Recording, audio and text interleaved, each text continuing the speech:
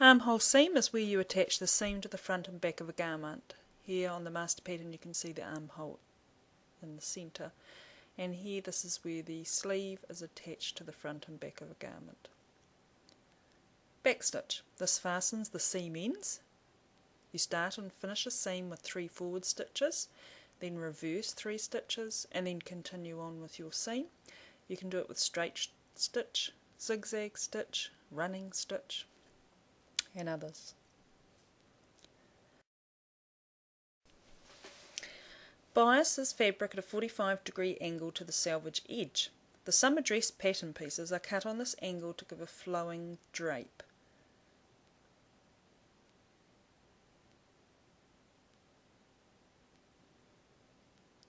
Binding. These are fabric strips which are cut on the bias and sewn to an open edge of a garment. The bias strip is slightly stretched when sewn to the fabric, and this keeps the neckline of the easy neck t-shirt and the kimono wrap in a nice shape. You can also use binding strips to bind the ends of sweatshirts, t-shirts.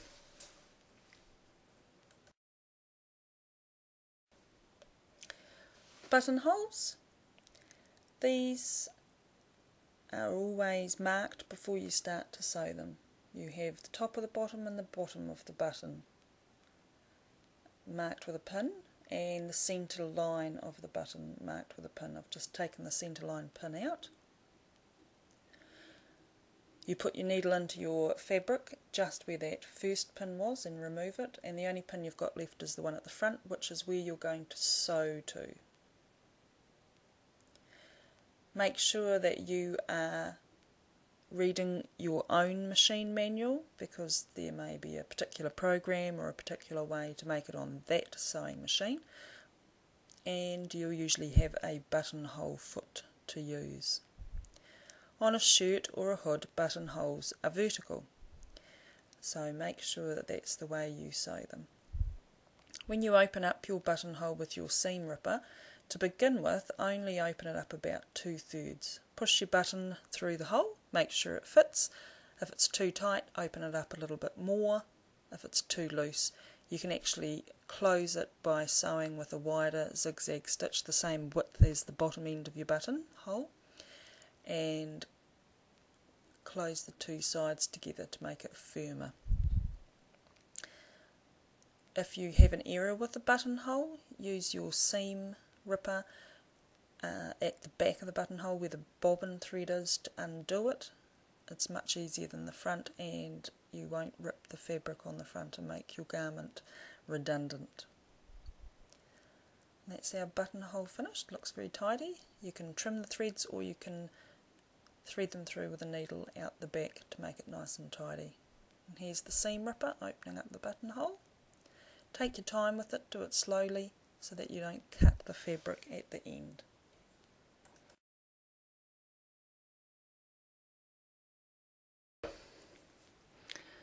Buttons.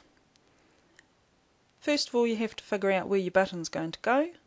Push a pin through the middle of the buttonhole to the other side where your button's going to be, and put a pin there so you know where to sew to.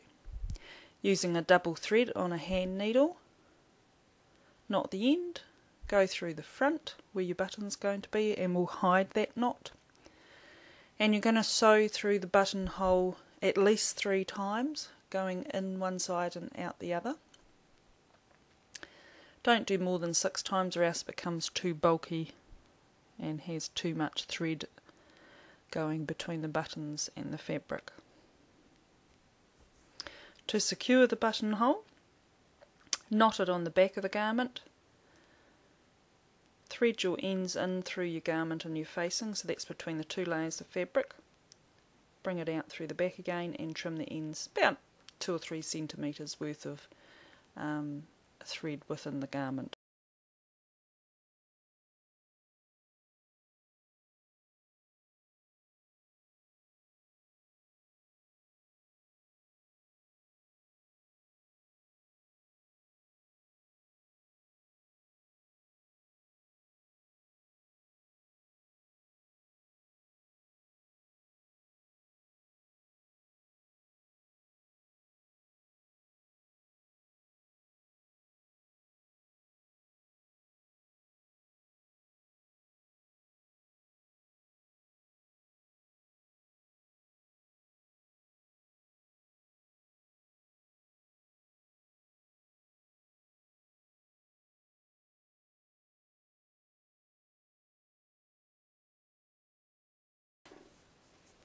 Casings. You have a casing for the hood, for the drawstring, the summer dress for the tie, and the waistbands of each of the pants for elastic. What happens is you either fold the fabric over to create a casing, such as the hood and the waistbands of the trousers, or in the instance of the summer dress, you have two pieces of fabric you've actually sewn together, and when you turn them the right side out, you actually top stitch across the front and the back at the top of the neckline, and sew from the front, and you actually create about a 1.5 centimetre width casing for the tie. Clip seams. The seams of the garment on curves such as the armhole or the neck need clipping so that they can actually give that curve once the garment is turned the right side out. Clip about 1 to 2 centimetres apart. If it's not enough when you turn it inside out, do it again. Crotch. On the pants, you've got the crotch on the moused pattern, and here it is pinned together ready to sew. Cut corners. You are asked to cut corners on the pinafore and the collars, and at the top of the facings. You cut diagonally across the corner and trim the fabric back so when the garment's turned inside out it's not bulky. Fastenings. You can either have buttons or domes. Buttons on the shirt and the pinafore, and on the coat you were shown how to put on the domes. The domes made up of 4 pieces, a front, an inside to the front, the back and an outside to the back. They clip inside each other, and within the coat module how to apply all the domes is thoroughly shown step by step, which is from lots of years of practice of adding domes to garments, whereas the information on the card for domes is very, very limited. Gathering. You sew 2 stitching lines at the top of the sleeve heads. You pull the threads, the bobbin threads specifically, to make the sleeve gather up to fit in the armhole seam. Knot off one side and pull the threads on the other side. Spread the gathering out to make sure it fits, and pin your garment ready to sew. It will look very tidy and it won't look extremely gathered when you are finished.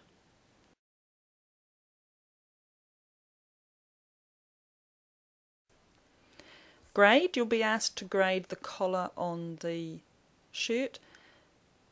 You can either do it 2 ways. You can grade by cutting only half of the distance between the seam stitching and the end, or you can actually do it on an angle, like a 45-degree angle to the seam. Hem allowance. Hem allowance is usually 1.5 centimetres for every garment for the lower edges, unless otherwise stated on the master pattern. Hems. Knowing what the hem allowance is, fold your fabric to the wrong side to create the hem and pin it down, and you sew from the right side. Gone are the days where you sew by hand. Now you get to use your machine to have a lovely professional hem. I like to use the twin needle to do my hems so that I don't have to neaten, because as I do the twin hem it neatens for me, and it looks great both on knit and woven fabric.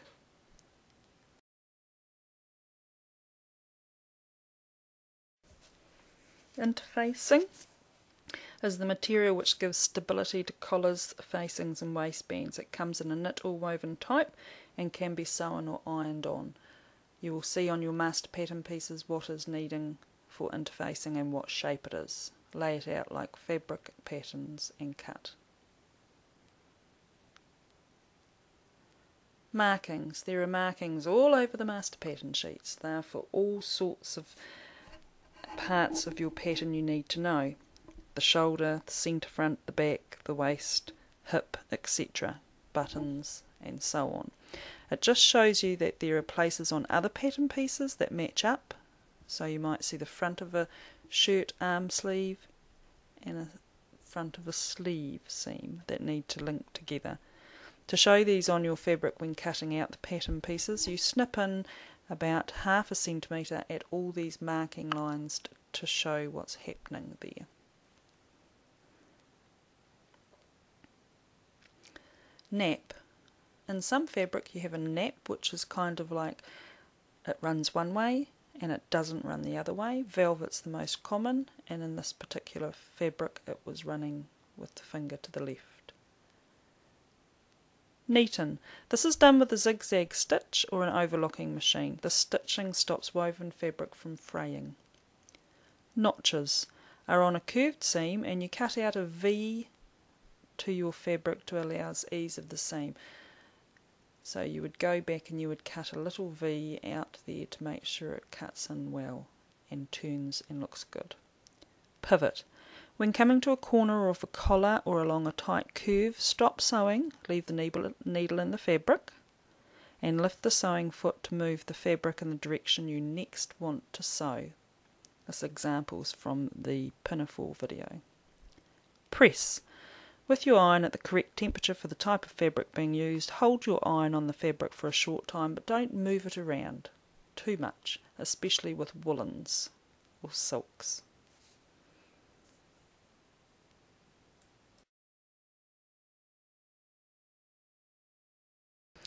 Ribbing is used to create an edge on the neck of the sweatshirt or the t-shirt, cuffs of the sweatshirt and the lower edge.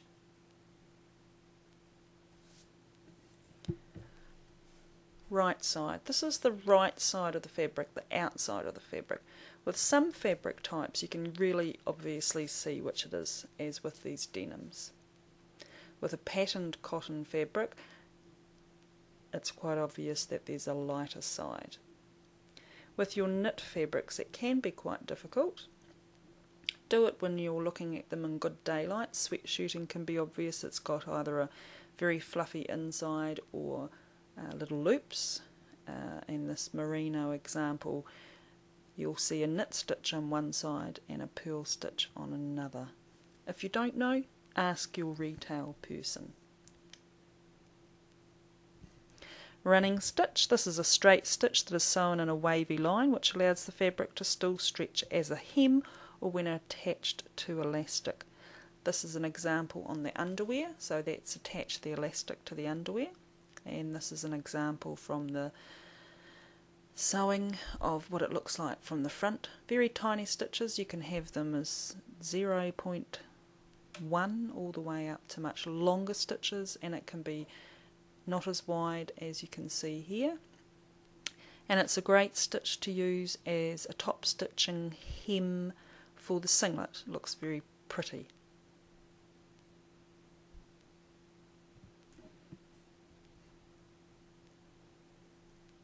Seam allowance. 1 centimetre is included in all pattern pieces. Most modern machines have a plate with grooved lines which represent that distance. Shoulder seam is where the front and back shoulders join. It is sewn from the neck to the arm opening.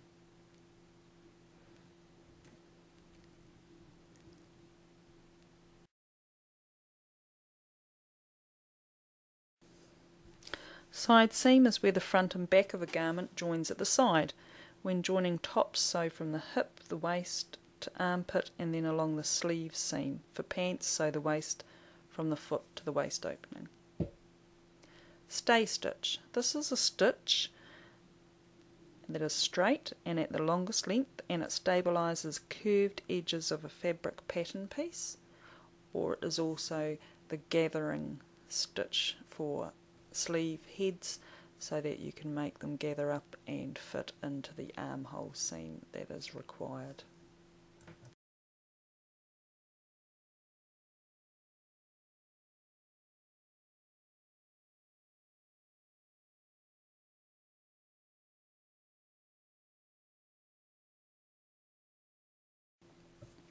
Stitch in the ditch. We've used this in the trouser module where you are stitching down the waistband and you're doing it in a way to hide it within the old seam you've sewn.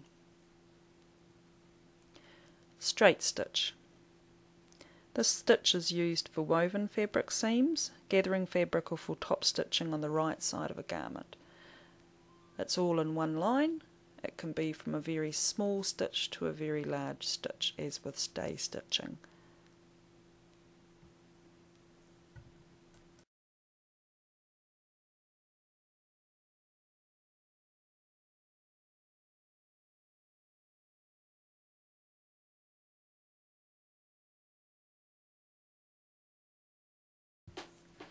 Thread, I use polycottons because they stand up to washing, sewing, drying, and your machine prefers it. To the right is a gold metal thread and a rainbow thread. Turning tool.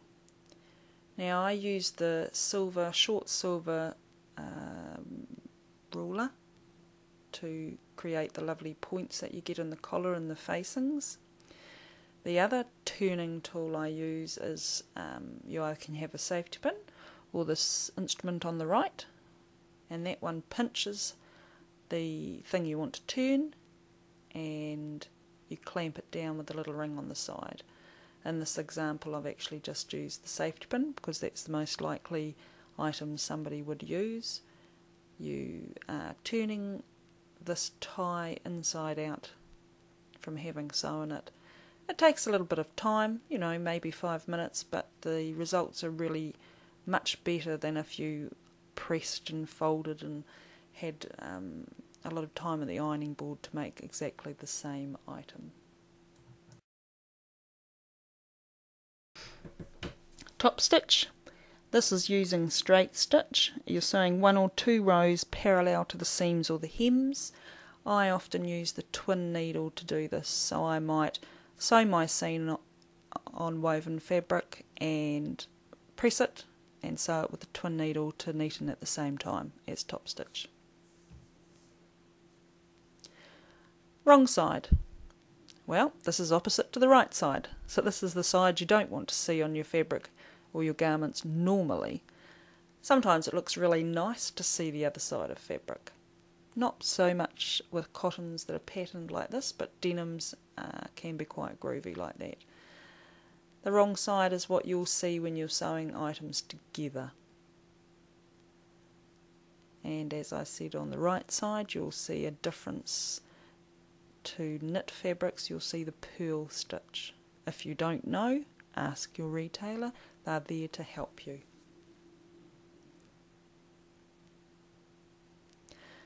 And lastly, zigzag stitch. This stitch is used for knit fabric seams, for sewing elastic onto garments, and for hems which need to be stretched. Zigzag stitch is also used to neaten edges on woven fabrics by sewing along the edge of the fabric. When you're sewing with stretch fabric, it's the most versatile stitch you have, and it does just as good a job as an overlocker for what professionals use. I hope this glossary was of help to you.